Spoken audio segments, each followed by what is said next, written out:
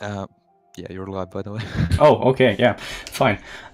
So this is Dark Souls 2 any%. It's run on the old patch of the game, 1.02, as you can see up the top corner, which allows for several glitches and skips that you otherwise would not get in the run. It's a pretty difficult run in the ending, requiring a lot of RNG, so I'm expecting to see some praise RNG at the end there. I'm just gonna explain as I go along, and timer starts as I press new game in 3, 2, 1, go.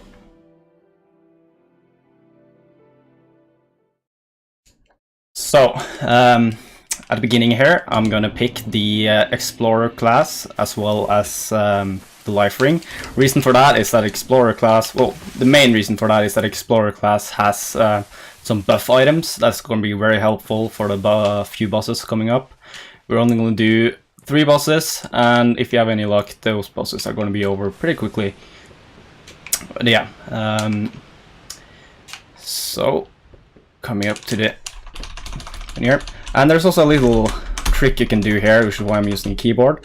If you hold W during this menu on old patch, you can actually walk forwards, and that puts me right next to the door, which is nice. And before we go any further, I'm also gonna take off all the armor, because that makes my stamina recover faster. And this is the most important part of any% right here, is putting on the placebo gloves. They probably do nothing, but there's the tiny chance that they actually make the parry walks pretty much the same timing for most of the run. So coming up here, we're gonna pick up the most important item pretty much in this run, which is the binoculars. And hopefully I won't get up too many frames here. We had some trouble with the technical stuff, but streaming at a low bitrate should help it. But yeah, I'm gonna pick up the binoculars here. What that allows me to do is a glitch called Bino Boost, where I roll an attack at the same time while looking through binoculars, giving me a speed boost for about 3 seconds when the timing is correct.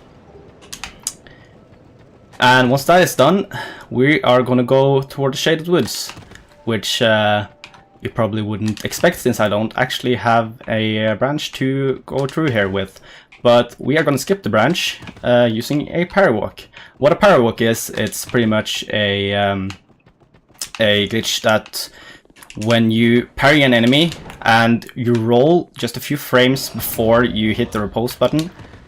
Almost got it there, the timing was pretty close, but that will allow me to roll over the enemy, cancelling the repose. And the game then thinks I'm still in the reposed animation, so it locks my height to whatever I set it at, and allows me to run in the air and click to some geometry, etc. So I'm gonna get 7 jumps here. Almost got the 4th 3 there, which increases my height a little bit. If you're stuck underneath something and you have ground below you, you can actually gain height by jumping. And then we're just gonna run through the Shaded Woods area.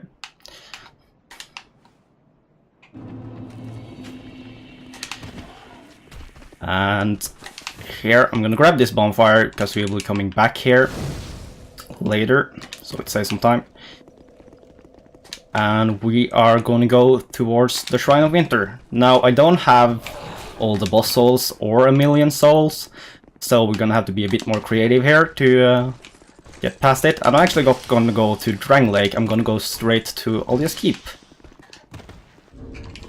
But how do I do that? I don't have the King's Ring. Well, answer to everything is of course parry walks. And I'll do some menuing here while I wait for this dude to come up. And if I'm lucky here, I won't have any other attacking me. Nice parry walks, by the way. Now this dude can be annoying, the guy behind her. Luckily he didn't attack me. And here we're gonna do a few more jumps, 11 to be exact. 7, 8, 9, 10, 11. And once we have that, we have the perfect height to run over here, touch this little 3 here, which spawns some items, because that's how Tanimura intended the game. And once we run around here a little bit, we're in Olia's Keep. which would normally be about the halfway point. Am I dropping frames? Well, yeah, slightly, but do you want to talk about the placebo gloves? Yes, so the placebo gloves are just something that brings us up to pretty much 5% equip load. When I'm wearing the shield, you see me pairing with that, it brings me to like 5.1%. So the idea is that rolls are, well, linked to your equip load. At that low range, we don't think really it matters, but it might, so we just put on the gloves to hopefully maybe be a tiny bit more consistent, because there's some RNG involved with doing parry-walks as far as we can tell. And there I got another pairing him because I'm gonna skip the guarding dragon coming up. But yeah, anything we can do to make things a little more consistent, we will try to do. The reason we call them placebo gloves is because we have actually no idea if they actually work. So I increased my height there a little bit by a jump, which allows me to just run around and go straight to the elevator. Of course, why would I fight a boss? That doesn't make sense.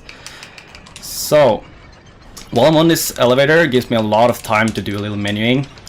We have a dupe coming up, so I would like to refactor my menus here a little bit. And I can also equip some items that will be used later in the run. Okay.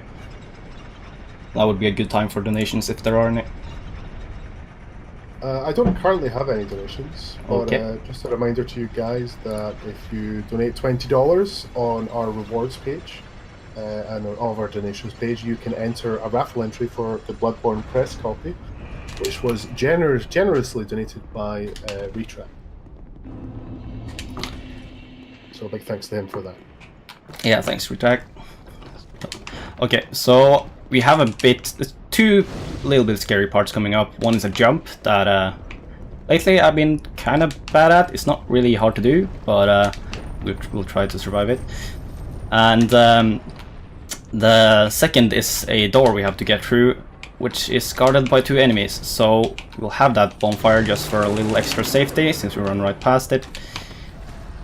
And what I picked up there was the Dragon Tooth, which is going to be our weapon of choice for the bosses in this run.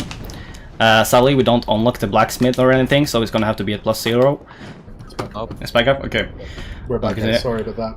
Right, sorry about that. I was waiting here for you. So the only thing you really missed was that I went through this door that's guarded by these two dudes outside here. The way we get past them is just running next to the railing, which causes that guy to derp out, which you would have seen if you saw the reverse boss of the race yesterday. Now that we have that, I'm just going to continue up to the Ancient Dragon, as I said, to get the Ashen Mist. And I don't think I mentioned, but the current world record in this run is 1450 RTA no load by me, which accounts to about 15 minutes 10 seconds RTA. So it can be pretty fast. We're not going to be close to that time, I bet. So what I did there was I did the action of talking to him at the same time as I used the Dark Sign. So here I'm going to do a dupe, which I do by using the item and then dropping it on the ground pretty much as fast as I can. Which makes me able to pick it up again, and then I can use the soul one more time afterwards. You can keep using the same soul pretty much indefinitely if you don't fuck it up at any point. But yeah, we only need to dupe it once. So I'm gonna put it on my equip bar here, because then I can use it during the dialogue. Like this. And then go straight into leveling. So I'm gonna get two vigor here, instead of what you would normally do in an 90% run at this point is just get 27 strength instead. It doesn't save any time on Giant Lord, but it can save you about 3-4 seconds of the Throne Duo and the Chandra part in the end. So now that we have that done, I'm gonna go to the Forest of Fallen Giants, and we're not gonna go very far into the forest. We're gonna take a different route to Giant Lord, as usual. And coming up here is another parry-walk. So a bit unlucky with the dude here, is really far away. We're gonna make sure he sees us, and then he'll follow us up towards the cave.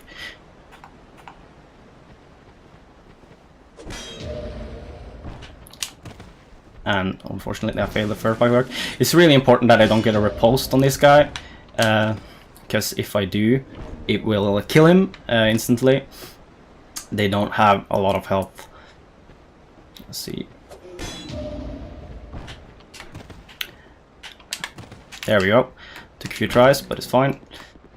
And here I'm going to get 5 jumps, which gives me pretty much the perfect height here. I'll do 1 jump on the way down. I was still high enough to not lose height from that. And we're going to run towards the block here. I believe it's the King's Doors, probably. Not quite sure. And we see some items loading in. So I'm going to turn around 90 degrees here. Then run to the halfway towards the item. And we have then the giant memory about here. And I probably did not equip my dragon too, so we're gonna do that while binary boosting inside here. Oh, I didn't equip it. Never mind. I did it on my muscle memory. Good thing. And now if we're lucky here, I can get some extra damage of Giant Lord. We're not lucky, so we didn't get extra damage of Giant Lord. That would have done about 1700 damage to him if he had hit the boulder. That was really weird opening. I've never seen him do that before. But we're alive. This is the weirdest Giant Lord fight I've ever seen. It's just stomping. Okay, I guess he's really mad. As long as I don't get hit again, we should be fine here.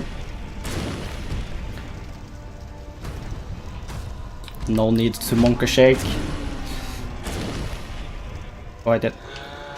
So the Stomp is not a very good attack to get, because it's has a bit less downtime than, for example, the backswing. And that missed. Cool. This is a very bad fight at this point, but I should have done double R2, but he's dead, so it's fine. And what I'm going to do now is make sure to dark sign out immediately, because then I still get the souls from the kill. And then I can do something I wouldn't do for a real run, but we might need it for this, because I'll only have 1 chance, for example, at a glitch coming up.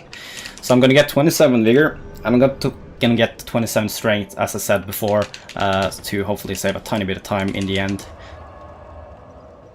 So, now that we killed Giant Lord, what's left for us to do is to go to the Throne of Want, where we are going to kill Throne Duo and then Nashandra to finish the game.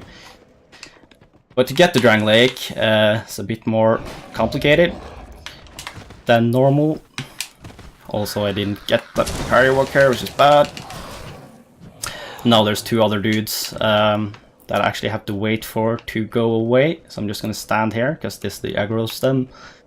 This is a pretty bad time loss to get in an actual run, losing you probably around 20 seconds, which is about as much as there's potentially left to save on the world record with a perfect run. But now that we have that parry walk, we are going to run over the wall here and go towards Dragon Lake. But going through the door to Dragon Lake is also pretty slow, so instead we are just gonna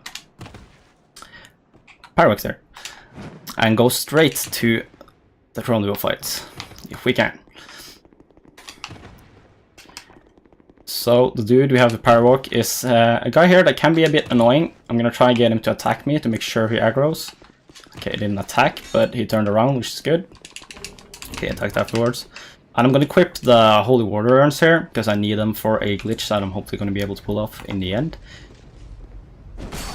And this guy can be really annoying to parry, because he has a very varying degrees of parry timings. Ah, I failed it again. Monkey Shake. There we go. So I'd rather have full HP here, because I'm gonna be taking a bit of damage from Watcher and Defender in either case, because I will be blocking a few attacks. Hopefully just 2 attacks or so. And this is about the point I would request some praise RNG in chat, because Watcher and Defender are the most RNG heavy point in this route. And it might be around 50-50 whether we get this now or not, so let's hope. At this point, actually, Watcher and Defender is worse than getting the Nashlish. So, let's go. So I'm gonna start off by doing a roll here, and I'm gonna try a strat that's been working pretty good lately, by just running back towards the foregate. Now Defender is a bit overly aggressive. She did not die, so we're gonna quit out here and try again, because now I'm in a really bad spot. So if Defender had not been aggressive there, we probably would have gotten it first try, but that's just not how it is in runs. So we'll try again. Yeah, bring more dogs. And Defender did a lot of damage to me, so I'm also going to heal here. Heal twice. Hopefully I won't run too low on life gems if we don't get the Nash glitch. So let's try again. And Watch is really close here, so I'm not really optimistic about this. She did the attack from too far away here, so I'm gonna have to have her... Oh no. Oh, let's quit out, like, damn it. Okay. So that's also really unfortunate. I'm gonna try again just by running back here, but if it keeps going, I'm gonna have to reload a save file. If Defender gets in, there is pretty much nothing you can do. So if there's any donations, now would be a good time to do some, because it takes me about 2 minutes to get back there.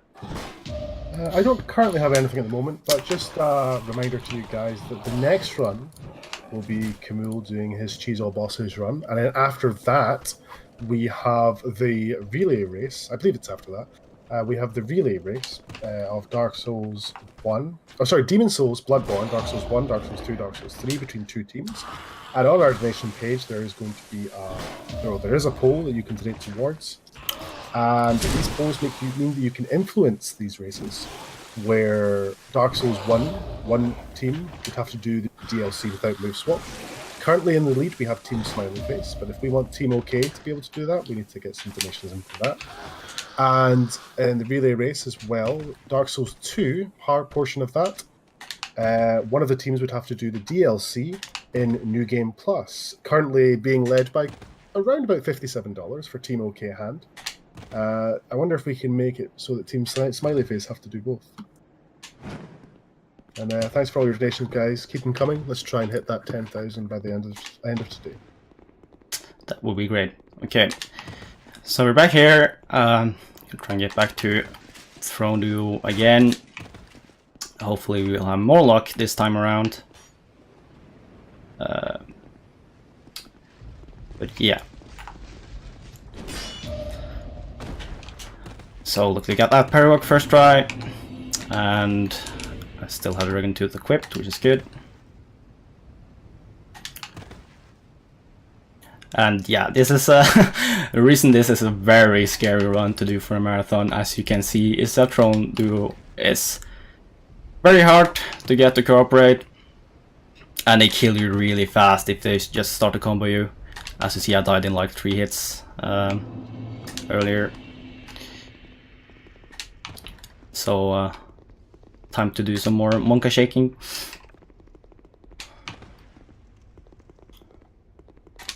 And I should probably have picked up the effigy on my way here, but too late for that now. Okay, try number 3, I guess.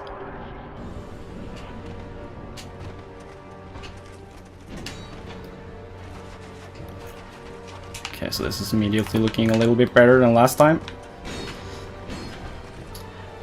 She attacked me from too far away again. I'm gonna try and bait him out and see if I can do it without a quit out. But Defender is being weird right now.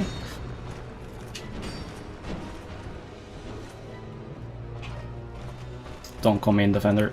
Okay. And that should kill her. There we go. Finally. So, now that the Watcher is dead, we're gonna kill Defender. And unfortunately, being quite passive here. So Defender staggers from 2 or 2 hits. So that's fine. I have no vigor for that. So once we got him in a cycle here, we can just keep staggering him indefinitely until he dies. He's doing some scary attacks here right now, but it's fine. I'll end it with a Witching Urn here, because that gives me full stamina, because I'm a bit far away. So now we're going to try to do the Nash glitch, and I need some more praise RNG for this. What I'm doing is I'm using the urn part of the text for the lineup here, which should hopefully give me the right time to throw 2 Witching Urns at Nishandra, and unfortunately didn't get it. I was really close though, so we're gonna have to fight normally. You only get 1 chance at this. I was probably just a couple frames off there, but you never know with this game. You can be both too early and too late with that timing. But that's marathon luck. I think with the setup I'm doing now, I'll probably get Nashandra glitch around 80%, so it's pretty unlucky to not get it in the run. But as long as Nashandra is being nice for the rest, then we shouldn't have any problems.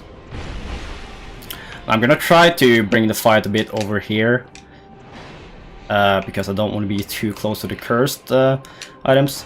It's a bit worse doing this fight here on any percent, because we have a really slow weapon, and we don't have enough stamina to sprint after actually doing 2 hits on her.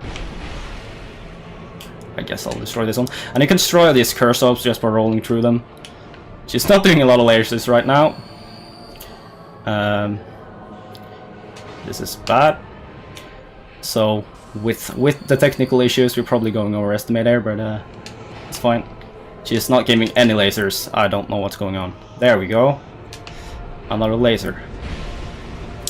Also, if I had gotten the Nash glitch, we would not have needed to reapply the resin here.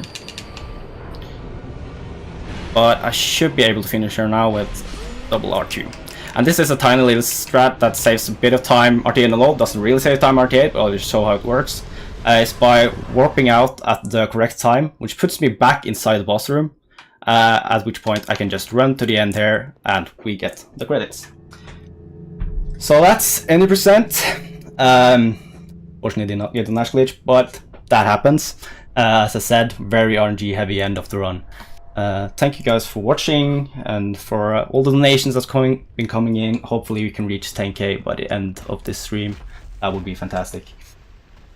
Yep, thanks very much, Stennis, for that. Sounds great. Thank you. Sorry about the tech issues. That's alright. It's fine. gonna happen with all my marathons. Yep. And that will be it from me for a while until the relay race. There'll be another host, I fail, taking over for Camille's Cheese All Boss.